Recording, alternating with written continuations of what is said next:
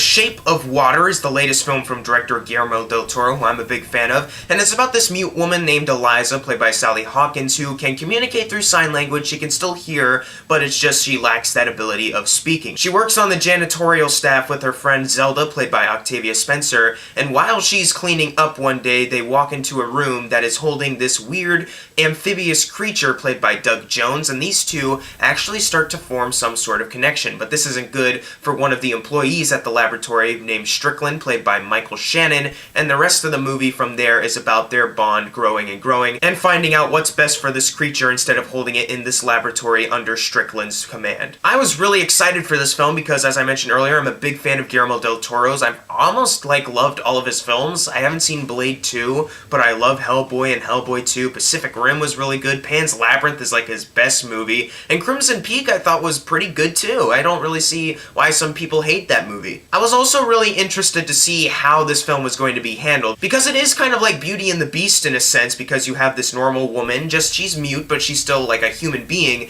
Then you have this amphibious creature, and they start to fall in love. That's the part where I was I want to see how Del Toro handles this. And surprisingly, I really bought into their relationship. At first, this is my only flaw with the film, except for one other small thing, but I feel there could have been a little bit more time with their bond growing a bit at the facility, because it feels a little too instant. So in that regards, the pacing is a little off from there, but I still completely bought into their relationship. It's weird to say, considering that Doug Jones is playing this creature, but you can understand the need from Eliza to want to have this creature in her life. There's an overall theme going around in this film of not feeling complete, feeling there's something missing, and she feels this creature kind of fills that hole in her soul. And I really love Sally Hawkins as Eliza in this film. She doesn't speak, she's continuously doing the sign language stuff, but you can tell there's an intensity to it. She feels like she's naturally doing it. Doesn't feel like I learned this the other day because the director told me how to do it, now I'm doing it in front of the camera.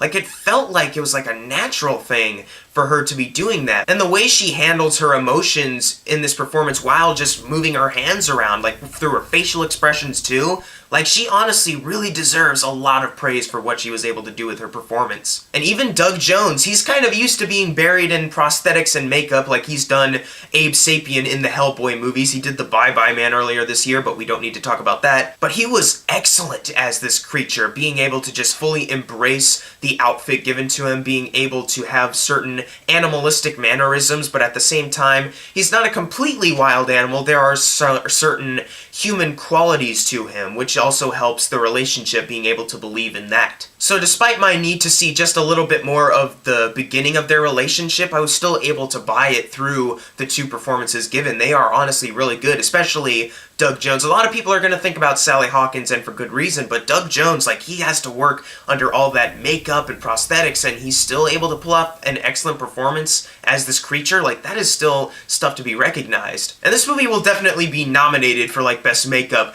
or something like that, and also Best Cinematography and Visuals, because this movie, the colors and the shot set up, Guillermo del Toro is a master at this. You look at a lot of his other movies, and they're shot in beautiful ways. Even Crimson Peak, even though a lot of people didn't like that movie, a lot of people came out saying it still looked really pretty. Same thing with this film. The overall aesthetic of the sets and the colors and the way the film was shot completely gives you that 1960s feel. Even the musical score, composed by Alexander Desplat, transports you into this kind of 60s feel, because the musical score is one of the best of the year. It perfectly matches the kind of movies and shows that were out around that time, and it also actually adds a little bit more to the romance as well. One of Eliza's friends, Giles, played by Richard Jenkins, he honestly really took me by surprise, because I knew Richard Jenkins was in this movie, but he turned out to be much better than what I originally anticipated from him, mainly because of a few surprises that his character has in store. I won't say them here because I didn't know about it going in, but given the time period that he's in, certain things about him actually